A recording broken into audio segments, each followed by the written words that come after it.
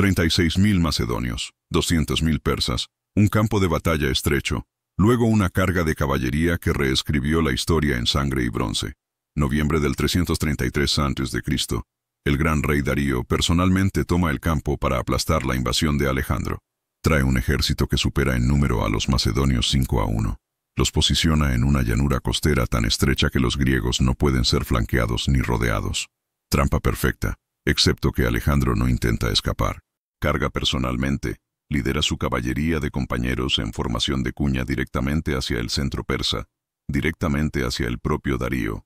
Lo que sucedió después persiguió al imperio persa hasta su colapso final, no porque los persas perdieran más hombres, sino porque su rey Dios los abandonó.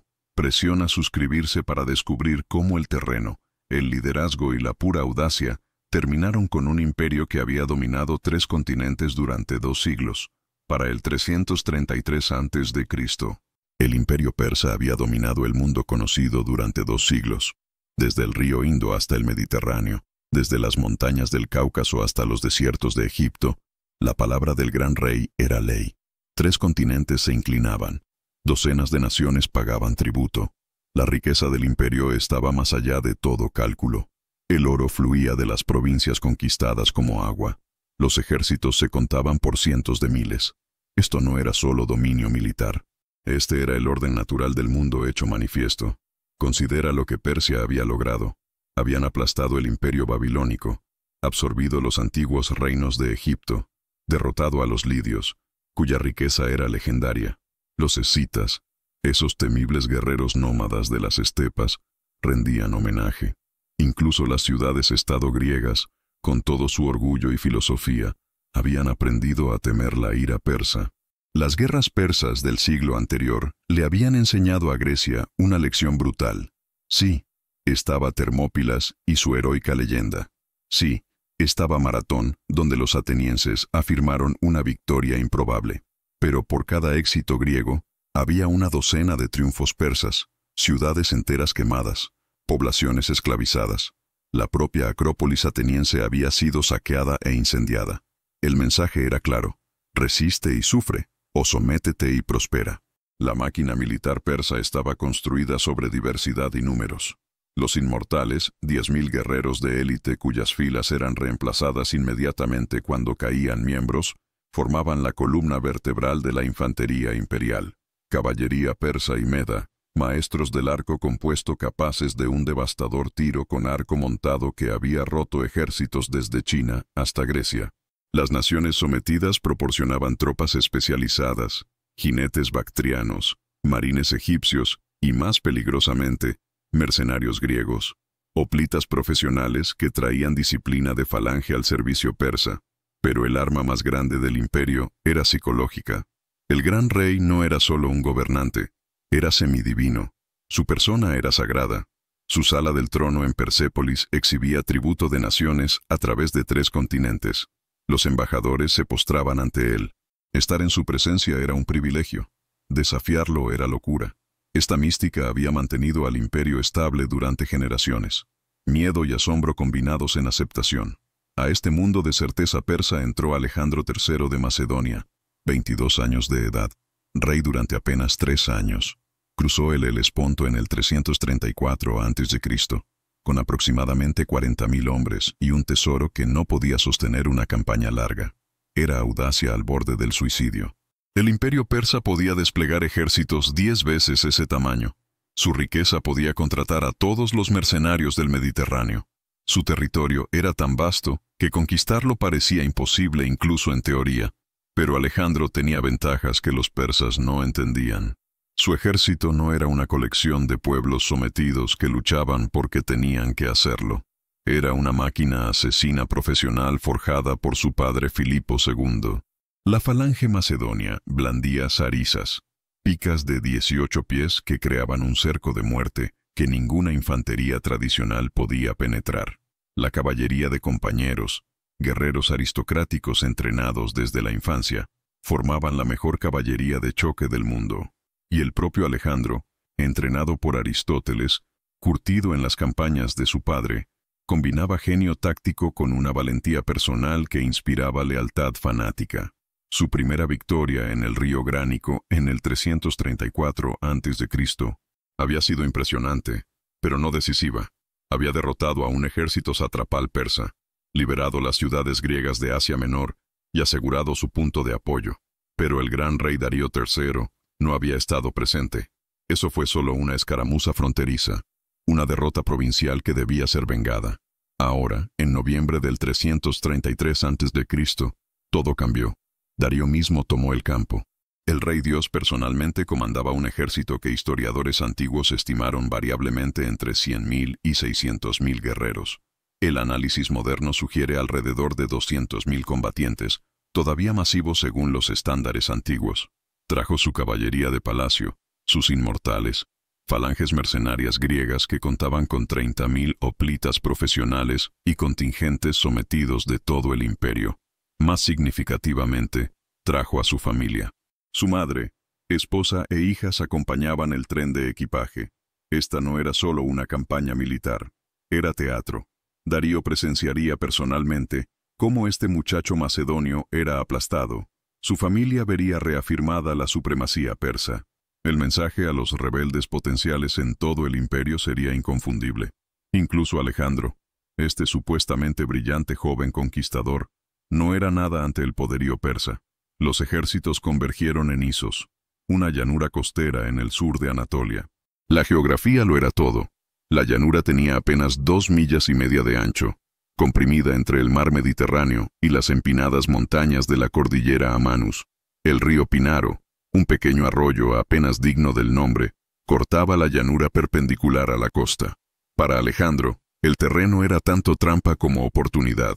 Había estado marchando hacia el sur a lo largo de la costa, dirigiéndose hacia Siria, cuando supo que Darío lo había superado en maniobras. El ejército persa había descendido por un paso de montaña detrás de los macedonios, cortando sus líneas de suministro y comunicaciones con Macedonia. Alejandro estaba atrapado entre el ejército persa y el mar, sin ruta de escape, sin refuerzos viniendo. Ganar o morir. Pero aquí es donde se vuelve una locura. La llanura estrecha negaba la mayor ventaja de Persia: los números. En un campo de batalla abierto, 200.000 guerreros podían envolver y rodear a 36.000. Podían usar su masa para simplemente abrumar a través del desgaste, pero comprimidos en este cuello de botella costero, el ejército persa no podía desplegar toda su fuerza. Solo las filas delanteras podían comprometerse.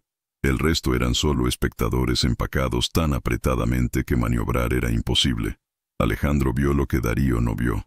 El terreno que lo atrapaba también atrapaba a los persas. Los mismos números que deberían garantizar la victoria se convirtieron en un pasivo. 200.000 hombres tratando de luchar en un espacio donde solo 30.000 podían comprometerse efectivamente a la vez. Era como tratar de verter un océano a través de un embudo. Darío posicionó su ejército con el río Pinaro como barrera defensiva. Falanges mercenarias griegas sostenían su centro. 30.000 profesionales que conocían las tácticas macedonias. Su caballería enmascarada en ambos flancos, lista para envolver y destruir. Arqueros persas llenaban los huecos, listos para oscurecer el cielo con flechas. Los inmortales y las tropas de palacio formaban reservas detrás del centro. El propio Darío tomó posición en el centro trasero, montado en un magnífico carrito que se elevaba sobre el campo de batalla. Armadura dorada, insignia real visible desde cientos de yardas.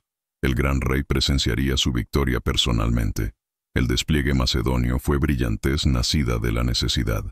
Alejandro rechazó su flanco izquierdo, retirándolo y debilitándolo deliberadamente. Sabía que Darío intentaría envolver ese flanco con sus números superiores de caballería.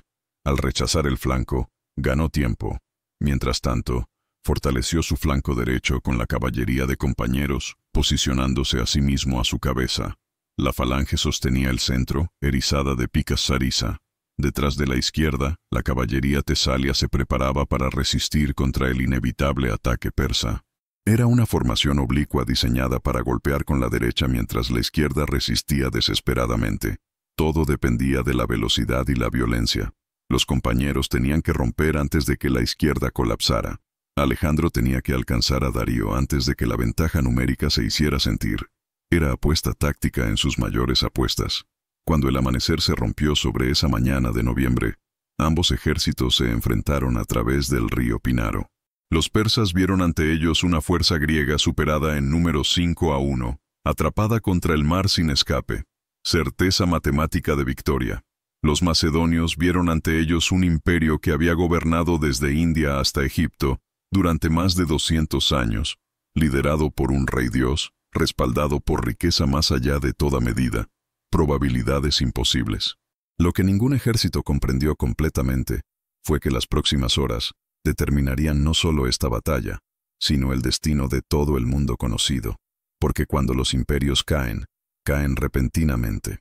E Isos estaba a punto de enseñar al mundo antiguo que la confianza construida sobre siglos de dominancia podía hacerse añicos en una sola tarde. El sol se elevó sobre el Mediterráneo, pintando la estrecha llanura con luz dorada. Alejandro se paró frente a su ejército y dio la orden: no defender, no mantener la posición y esperar, atacar. La falange macedonia comenzó su avance hacia el río Pinaro, las zarisas bajando a posición de ataque, 18 pies de pica macedonia, cada una con punta de muerte de hierro, creando un bosque de acero que se movía hacia adelante, con precisión mecánica. Darío observaba desde su carrito y sonrió. Los griegos lo estaban complaciendo al atacar a través de un río hacia números superiores. Perfecto. Dio sus propias órdenes. Sus arqueros los sangrarían durante el cruce. Sus mercenarios griegos enfrentarían a las falanges en las aguas poco profundas. Su caballería envolvería ambos flancos y los aplastaría desde atrás. Simple, inevitable, matemático. El avance macedonio era poesía escrita en bronce y disciplina. Las falanges se movían como un solo organismo. 16 hombres de profundidad, cada rango apoyando al de adelante. Los primeros 5 rangos sostenían sus zarisas horizontalmente, creando un muro de puntas de pica que se extendía 18 pies más allá del rango frontal. Los rangos traseros sostenían las suyas en ángulos, creando un dosel de madera y acero que podía desviar flechas. Este era el regalo de Filipo a su hijo, una formación de infantería que era tanto fuerza irresistible como objeto inamovible. Las flechas persas comenzaron a caer, miles de saetas arqueándose a través del aire matutino, buscando huecos en la armadura, esperando interrumpir la formación antes del cruce del río. Pero las falanges habían entrenado para esto. Los escudos subieron en unísono practicado. El dosel de Sarisa atrapó flechas como una red atrapa peces. Algunos hombres gruñeron cuando las puntas encontraron carne, brazos, piernas, el rostro ocasional, pero la formación se mantuvo. Los heridos fueron retirados, reemplazos avanzando instantáneamente. La falange continuó su avance.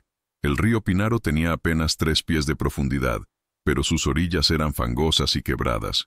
Terreno perfecto para interrumpir una formación que avanza, para romper la cohesión, para convertir unidades disciplinadas en individuos que luchan. Darío había contado con esto. Sus mercenarios griegos esperaban en la orilla lejana, su propia formación de falange, listos para encontrar a los macedonios en el agua, donde ningún lado tenía ventaja de apoyo. Lo que sucedió después se convirtió en leyenda. Las falanges macedonias entraron al río y no disminuyeron la velocidad. Las zarisas bajaron a nivel, puntas buscando carne. Los mercenarios griegos, profesionales que habían luchado en una docena de guerras, los enfrentaron con sus lanzas más cortas de 8 pies y tácticas hoplitas tradicionales, y descubrieron que 18 pies de alcance significaban que la muerte llegaba antes de que pudieras contraatacar. El sonido era apocalíptico. Bronce sobre bronce, lanzas atravesando escudos, hombres gritando cuando las puntas de pica encontraban huecos en la armadura. El río se tiñó de rojo en momentos. Los cuerpos caían y eran pisoteados por los rangos detrás. Los mercenarios griegos, con toda su habilidad y coraje, se encontraron siendo empujados hacia atrás por pura física. No puedes luchar contra lo que no puedes alcanzar, pero el cruce del río no fue uniforme. La derecha macedonia, liderada por Alejandro y los compañeros, cruzó más rápido que el centro. La izquierda, bajo presión de la caballería persa, se quedó atrás. La línea comenzó a estirarse. Brechas apareciendo mientras diferentes secciones avanzaban a diferentes velocidades. Este era el momento de máximo peligro. Una brecha en la falange era muerte. La caballería enemiga podía entrar a raudales, enrollar los flancos, convertir la formación en masacre. En el ala izquierda persa, su caballería vio la oportunidad y golpeó. Miles de jinetes, principalmente tesalios y pueblos sometidos bajo mando persa, chocaron contra el flanco izquierdo macedonio. La caballería tesalia que Alejandro había posicionado allí los enfrentó en un choque que hizo que la batalla de infantería pareciera suave en comparación. Los caballos gritaban, los jinetes caían, las espadas encontraban carne. El combate cuerpo a cuerpo se volvió general. Todas las tácticas perdidas en la lucha desesperada por la supervivencia. Los tesalios lucharon con el conocimiento de que si se rompían, todo el ejército macedonio sería envuelto desde atrás. Eran superados en número 3-1, pero resistieron a través de puro coraje desesperado. Cada vez que la caballería persa intentaba empujar alrededor de su flanco para llegar a la retaguardia expuesta de la falange, los tesalios cargaban contra ellos, sacrificando cohesión por posición de bloqueo, cambiando orden por obstrucción. En el centro, las falanges avanzaban a través de los mercenarios griegos como una piedra de molino triturando grano. La ventaja de alcance de las zarisas era devastadora en formación cerrada. La infantería persa, apoyando a los griegos, intentó ayudar, pero se encontraron igualmente superados en alcance y superados. Las falanges macedonias tenían un trabajo: mantener el centro y avanzar lo suficientemente lento para que el ataque de caballería de Alejandro pudiera aterrizar antes de que la izquierda colapsara.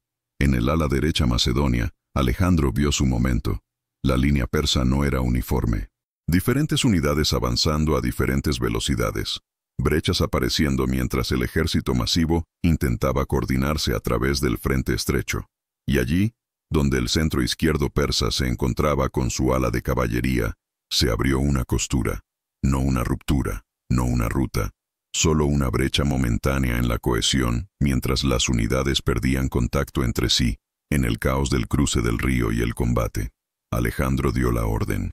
La caballería de compañeros, casi 2000 de los guerreros aristocráticos de Macedonia, se formaron en formación de cuña. Esta no era la formación de línea que la mayoría de la caballería usaba. Esta era una punta de lanza, apretada, concentrada, diseñada para perforar en lugar de envolver. En su punta, el propio Alejandro, reconocible por su casco con penacho y caballo blanco, liderando desde el frente absoluto. La cuña comenzó su carga. No a través de todo el frente, no en el punto más fuerte, directamente a esa brecha, esa costura en la línea persa. El trueno de cascos se construyó de rumor a rugido. 2000 jinetes, cada uno un jinete maestro entrenado desde la infancia, sus lanzas niveladas, su disciplina absoluta, apuntando a una brecha de apenas 100 yardas de ancho. Aquí es donde se vuelve una locura. Alejandro no apuntaba a la brecha como un fin en sí mismo. Estaba apuntando a través de la brecha. Su objetivo era visible desde todo el campo de batalla. El carrito dorado de Darío, posicionado en el centro trasero, rodeado por los inmortales persas y la caballería de palacio. Alejandro estaba cargando directamente hacia el gran rey, no hacia un objetivo táctico, hacia el hombre mismo. La audacia psicológica era asombrosa. Se suponía que las cargas de caballería golpeaban flancos, explotaban brechas, perseguían infantería rota. No se suponía que cargaran en el corazón de un ejército enemigo a través de múltiples líneas defensivas directo a la posición más fuertemente defendida en el campo de batalla. Violaba todos los principios tácticos. Era suicidio. Excepto que Alejandro entendía algo sobre la estructura de mando persa, que Darío no se daba cuenta que era una debilidad. Todo el ejército persa estaba orientado alrededor del gran rey. Cada unidad posicionada en relación con su ubicación. Cada comandante mirándolo para órdenes. No era solo el comandante táctico, era el centro psicológico y espiritual de toda la fuerza. La cuña de compañeros golpeó la brecha a todo galope y perforó a través de la primera línea persa como una lanza a través de tela. Las escoltas de caballería intentaron interceptar. Murieron. La infantería persa intentó cerrar la brecha. Fueron pisoteados o ensartados. La cuña se hundió más profundo. El impulso llevándolos a través de rangos persas conmocionados que no podían procesar del todo lo que estaban viendo. El rey macedonio estaba en medio de su ejército. La batalla ni siquiera tenía una hora, y el comandante enemigo estaba cargando personalmente hacia ellos. Detrás de la cuña, los hipaspistas, infantería de élite macedonia, se vertieron a través de la brecha para ensancharla, para evitar que el agujero se cerrara, para dar a Alejandro un corredor de supervivencia. Las falanges en el centro sintieron el momento y aumentaron la presión, empujando a los mercenarios griegos hacia atrás, obligándolos a comprometer reservas que deberían haber estado reforzando contra la carga de Alejandro. Los comandantes persas gritaban órdenes. Las unidades intentaban girar para enfrentar esta nueva amenaza, pero en los confines estrechos de la llanura costera con 200.000 hombres empacados en 2 millas y media, maniobrar era una pesadilla. Las unidades se bloqueaban entre sí. La caballería no podía desplegarse. La infantería no podía formar posiciones defensivas. La masa misma que debería haber sido abrumadora se convirtió en una trampa de cuerpos. La cuña se hundió más profundo. 50 yardas de Darío, 40. Los inmortales persas se formaron. Sus mejores tropas, la élite que nunca se rompía. Sus escudos subieron, sus lanzas bajaron. Entre ellos y Alejandro, solo distancia y voluntad. 30 yardas. La caballería de palacio intentó interceptar, tomar la carga en sus propios cuerpos, morir protegiendo a su rey. Murieron. La lanza de Alejandro se hizo añicos en el pecho de un oficial persa. Desenvainó su espada sin romper el paso. Sus compañeros permanecieron en formación alrededor de él, protegiendo a su rey incluso mientras avanzaban hacia los enemigos. 20 yardas. Lo suficientemente cerca para ver el rostro de Darío, lo suficientemente cerca para ver los ojos del gran rey, y en esos ojos, algo que el imperio persa nunca había visto antes en su gobernante: miedo. Los inmortales chocaron contra la cuña de Alejandro como una avalancha, encontrando una punta de lanza. Estos eran los mejores de Persia, 10.000 guerreros cuyo nombre venía de su reemplazo eterno. Cuando uno caía, otro inmediatamente tomaba su lugar. Habían roto mercenarios griegos. Habían aplastado rebeliones desde Bactria hasta Egipto. Nunca habían fallado a su rey. Fallaron ahora. La cuña de caballería de compañeros no disminuyó. No vaciló. Alejandro lideraba desde el frente absoluto, su espada describiendo arcos rojos en el aire ahogado por el polvo. Su compañero, Clito el Negro, luchó a su hombro derecho, salvando la vida de su rey 2 veces en el lapso de 10 latidos. Hefestión guardaba a su izquierda, su amigo de la infancia, ahora su escudo, en la presión de cuerpos y bronce. La lucha era íntima, brutal, a la distancia del brazo, donde la habilidad importaba menos que la rabia y la suerte. Las espadas encontraban huecos en la armadura. Los caballos se encabritaban y caían. Los hombres morían sin entender cómo la formación que nunca habían visto romper se estaba rompiendo ahora a su alrededor. La cuña talló a través de los inmortales, como un arado a través del suelo, dejando atrás un surco de guerreros muertos, cuyos rangos eternos nunca serían rellenados.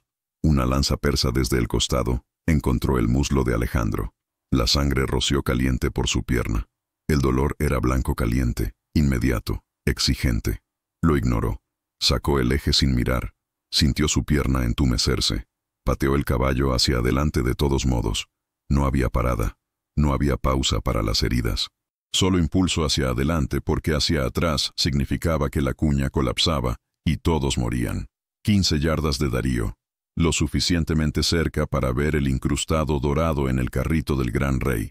Lo suficientemente cerca para ver a los guardaespaldas reales formando un muro final de carne y bronce. Lo suficientemente cerca para ver al propio Darío agarrando las riendas. Sus nudillos blancos, su rostro una máscara que no podía esconder el terror debajo. Los guardaespaldas reales eran los mejores de los mejores, elegidos de familias nobles a través del imperio, entrenados desde la infancia para morir por su rey. Formaron un muro de 3 hombres de profundidad, escudos superpuestos, determinados a detener lo que no podía ser detenido. Lucharon con la furia de hombres que sabían que su fracaso significaba más que la muerte. Significaba la desgracia de su familia, sus nombres malditos para siempre. Murieron bien. Lucharon desesperadamente. Mataron compañeros que habían cabalgado con Alejandro desde la infancia. Pero murieron. La cuña era imparable ahora, alimentada por impulso y choque, y la incredulidad de cada persa que observaba. El rey macedonio estaba aquí en el centro de su ejército, luchando mano a mano con los guardaespaldas del gran rey. Era imposible. Sin embargo, estaba sucediendo. 10 yardas, un campeón persa, su armadura marcándolo como uno del círculo íntimo de Darío, cabalgó directamente hacia Alejandro. Sus caballos se encontraron, sus espadas chocaron. Durante 3 latidos lucharon, bronce sobre bronce, curva oriental contra hoja recta macedonia. Luego la lanza de Hefestión tomó al persa en la garganta y cayó sin sonido. Otro cuerpo desapareciendo bajo el caos agitado. 5 yardas. Los caballos del carrito estaban entrando en pánico ahora, sintiendo la violencia, oliendo sangre. El conductor luchaba por controlarlos. El rostro de Darío era visible en detalle ahora, la barba cuidadosamente mantenida, la diadema dorada, las túnicas púrpuras que marcaban la realeza divina, y en sus ojos el momento cuando la confianza murió, porque Darío vio lo que venía, vio a Alejandro cortando a través de los guardias finales, vio la cuña que debería haber sido detenida 100 yardas atrás todavía avanzando, vio a sus inmortales rotos, vio a sus guardaespaldas muriendo, e hizo el cálculo que perseguiría al imperio persa hasta su último aliento. Huyó. El gran rey, rey Dios, gobernante de 3 continentes, descendiente de Ciro y Jerjes, abandonó su carrito, agarró un caballo de un guardaespaldas moribundo, lo pateó en vuelo sin mirar atrás, sin órdenes para su ejército, sin comandos finales, solo terror dado forma. Huyen de un joven de 22 años que se atrevió a cargar directamente contra la divinidad y encontró solo a un hombre. El impacto psicológico fue instantáneo. El centro persa, todavía resistiendo contra las falanges, vio a su rey huir. Vio lo imposible. El hombre cuya presencia los hacía creer que no podían perder, corriendo como un soldado común. La mística divina que mantenía unido al imperio se hizo añicos en ese momento. Pero la batalla no había terminado.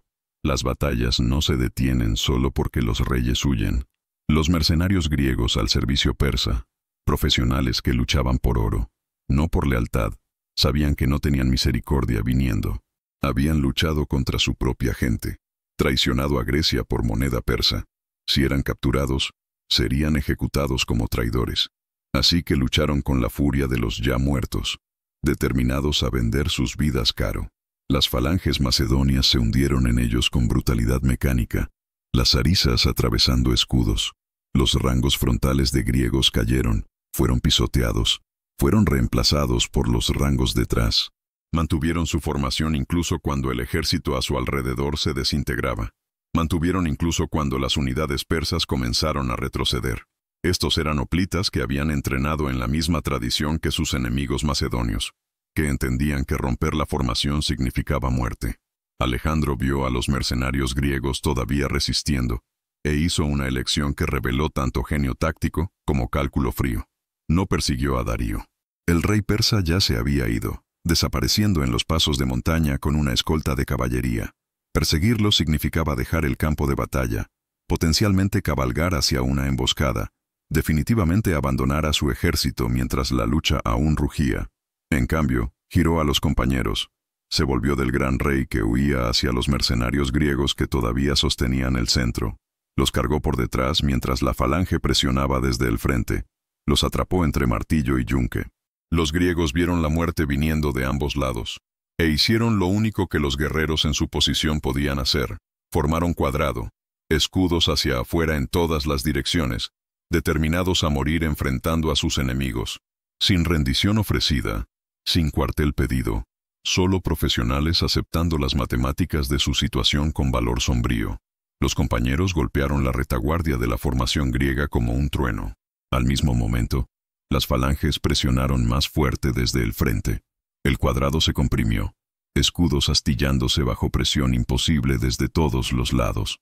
Los hombres cayeron en la presión de cuerpos, aplastados por el peso de sus propios camaradas, antes de que las armas enemigas los encontraran. Se convirtió en masacre, quirúrgica y total. Los griegos lucharon hasta que no pudieron levantar sus brazos. Lucharon hasta que el cuadrado colapsó en bolsas aisladas. Lucharon hasta que el último hombre capaz de sostener una lanza fue derribado. Los historiadores militares más tarde estimarían que de 30.000 mercenarios griegos que estaban de pie al amanecer, quizás 8.000 lograron escapar a las montañas. El resto murió o fue capturado. La mayoría murió. En la izquierda Macedonia, la caballería tesalia estaba en situación desesperada. Habían resistido durante más de una hora contra probabilidades de 3-1, evitando que la caballería persa enrollara el flanco macedonio. Pero resistir no era victoria. Estaban exhaustos, sus caballos agotados, sus bajas aumentando. La caballería persa se estaba preparando para un empuje final para romperlos por completo. Luego las palabras se extendieron por los rangos persas como un incendio. El gran rey había huido. El centro estaba colapsando. Alejandro había roto. Para guerreros que habían luchado creyendo en la victoria inevitable, la noticia era devastadora. El asalto de caballería persa en la izquierda Macedonia vaciló. Se detuvo. Unidades individuales comenzaron a desprenderse, buscando rutas de escape, buscando preservarse en lugar de presionar el ataque. Los tesalios, sintiendo el cambio, contraatacaron. Encontraron unidades persas retrocediendo en lugar de avanzar. Lo que debería haber sido el punto de colapso del ejército macedonio se convirtió en el sitio de masacre, cuando la caballería persa en fuga chocó con su propia infantería tratando de retirarse, creando un aplastamiento de humanidad en pánico, donde la disciplina murió y cada hombre luchó solo para escapar. La batalla se rompió. No gradualmente, sino de una vez, como una presa cediendo, el ejército persa, todavía contando más de 150.000 combatientes efectivos que no habían sido seriamente comprometidos, comenzó a retroceder hacia los pasos de montaña. Era derrota, pura, instintiva, imparable. 200.000 hombres tratando de huir a través de terreno, que solo podía acomodar miles a la vez. La llanura estrecha que había impedido el despliegue persa, ahora se convirtió en una trampa mortal para la retirada. Las unidades se bloqueaban entre sí. La caballería pisoteaba a la infantería. El ejército organizado se convirtió en una turba, luego en una estampida, luego en una masacre esperando suceder. Y los macedonios, cansados pero todavía en formación, comenzaron la persecución. Alejandro reformó a los compañeros, les dio suficiente tiempo para dar agua a los caballos y recuperar el aliento. Luego los lideró tras los persas que huían, no en una persecución salvaje, sino en olas controladas, golpeando la retaguardia de la retirada, derribando a los demasiado lentos o heridos para mantener el ritmo, capturando a los que se rendían, matando a los que no. El río Pinaro, apenas notable durante el avance, se convirtió en un obstáculo de cadáveres durante la retirada. Persas tratando de cruzar en pánico, ahogándose en agua de solo 3 pies de profundidad, pisoteados por sus propios camaradas, aplastados en la presión de miles que huían. Las orillas del río se convirtieron en lodo mezclado con sangre. Los cuerpos crearon puentes de carne que más soldados en fuga usaron para cruzar, agregando sus propios cadáveres a la pila, cuando la caballería macedonia los alcanzó en el otro lado. La noche estaba cayendo cuando Alejandro finalmente detuvo la persecución. Los compañeros habían perseguido a los persas que huían durante casi 20 millas. La llanura detrás de ellos era una casa de carnicería. El río corría rojo. El estrecho camino costero estaba sembrado de armas descartadas, armadura, los despojos de un imperio en fuga. Había estado en la silla durante 12 horas, luchando durante 8. Su herida en el muslo había sangrado a través del vendaje improvisado y empapado su pierna. Estaba agotado, más allá del agotamiento, pero había hecho lo que nadie en el mundo pensaba posible. Cargó en el centro de un ejército persa 5 veces su tamaño, alcanzó a su rey, y lo hizo huir aterrorizado. Una tarde, una batalla, una victoria imposible. El verdadero costo de Isos se hizo claro cuando el amanecer se rompió sobre el campo de batalla. La estrecha llanura costera se había convertido en un monumento al fin de una era. Los cuerpos yacían en montones donde la lucha había sido más espesa. El río Pinaro estaba ahogado con cadáveres, el agua todavía corriendo oscura. Las armas descartadas brillaban en el sol de la mañana como un campo de flores mortales. El olor, sangre, intestinos vaciados, muerte colgaba sobre todo como un sudario.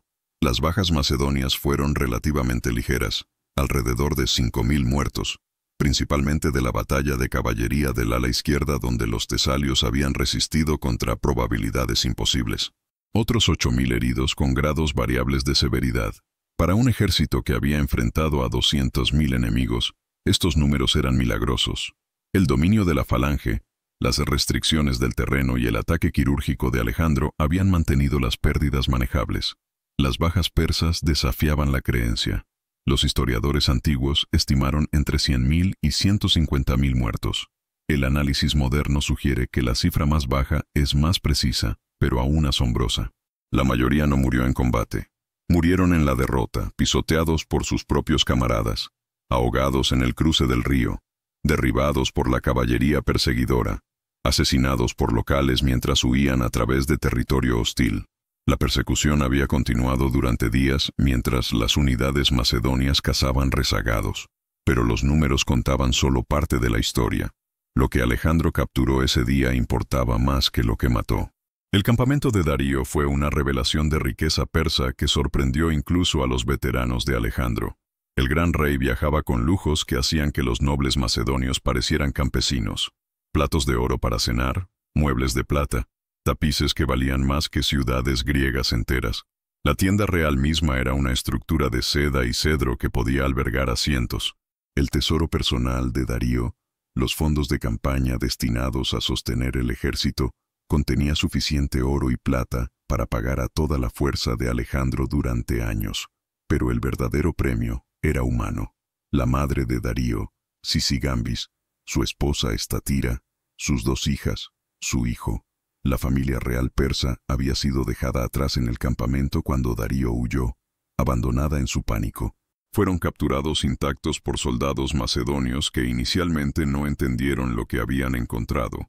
Cuando Alejandro entró en la tienda real y vio a la reina madre persa, ella supuestamente se postró y rogó misericordia. Lo que sucedió después se convirtió en leyenda. Alejandro la levantó suavemente, la llamó madre, y prometió que ella y su familia serían tratadas con dignidad real. Eran prisioneros, pero honrados. La esposa de Darío retendría su título y casa.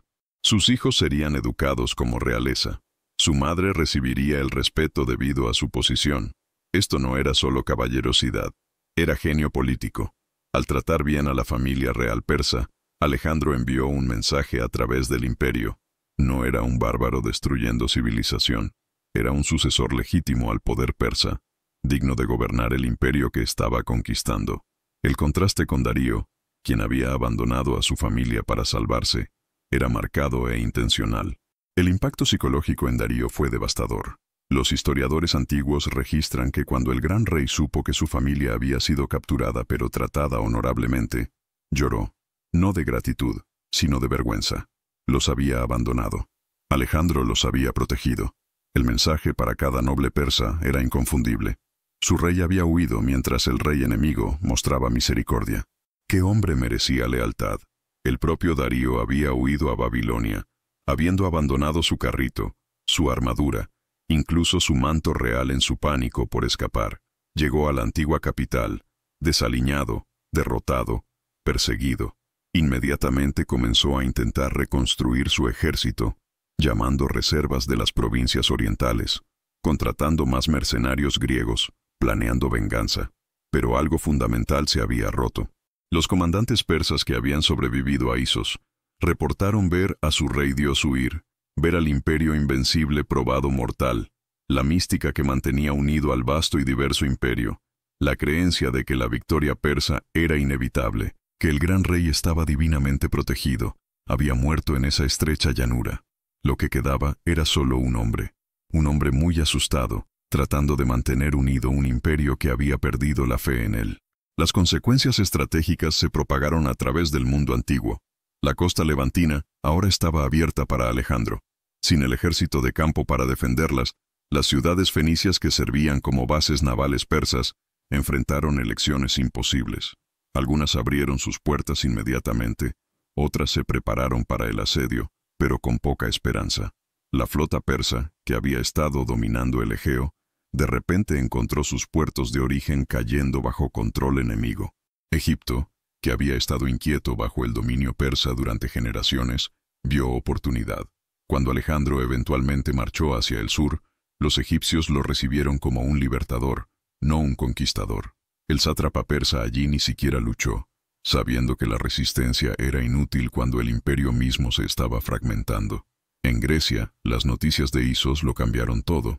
Esparta, que había estado negociando con Persia para apoyo en desafiar el dominio macedonio, de repente se encontró negociando con un lado perdedor. Las ciudades griegas que Alejandro había dejado con guarniciones enviaron delegaciones felicitándolo. ansiosas de ser vistas como leales ahora que el apoyo persa se estaba evaporando. El equilibrio de poder en el Mediterráneo había cambiado en una sola tarde. Pero espera, se pone peor para Persia. Darío envió una carta a Alejandro después de Isos ofreciendo términos. Le daría a Alejandro todo el territorio al oeste del Éufrates. Pagaría un enorme rescate por su familia. Se aliaría con Macedonia como un igual. Era una oferta asombrosa. La mitad del imperio por paz. Darío estaba ofreciendo legitimar las conquistas de Alejandro si el joven rey simplemente se detuviera. La respuesta de Alejandro se hizo famosa. Envió una carta dirigiéndose a Darío no como gran rey, sino como un general derrotado. Exigió rendición completa. Declaró que Darío había perdido el derecho a gobernar. Afirmó que el imperio persa ahora pertenecía a Alejandro por derecho de conquista. La audacia era asombrosa. El joven de 22 años estaba reclamando un imperio que se extendía desde el Mediterráneo hasta India basándose en una batalla. El antiguo historiador Arriano, trabajando de fuentes cercanas a Alejandro, registró las palabras del rey a sus generales cuando debatían la oferta de Darío. Cuando Parmenión, su comandante senior, dijo: «Yo aceptaría estos términos si fuera Alejandro». Alejandro supuestamente respondió: «También lo haría yo si fuera Parmenión». El joven rey entendía lo que sus veteranos no captaban todavía. Isos no solo había ganado una batalla, había roto la confianza de un imperio. ¿Por qué aceptar la mitad cuando el miedo le daría todo? Los analistas militares modernos estudian a Isos como un ejemplo de libro de texto de cómo el terreno determina el resultado. La llanura estrecha negó la superioridad numérica persa completamente. Una batalla en terreno abierto podría haber terminado con aniquilación macedonia. Los persas podrían haber envuelto y aplastado a través del puro peso de los números, pero comprimidos en ese cuello de botella costero, los números se convirtieron en pasivo. Las unidades no podían desplegarse. La caballería no podía flanquear.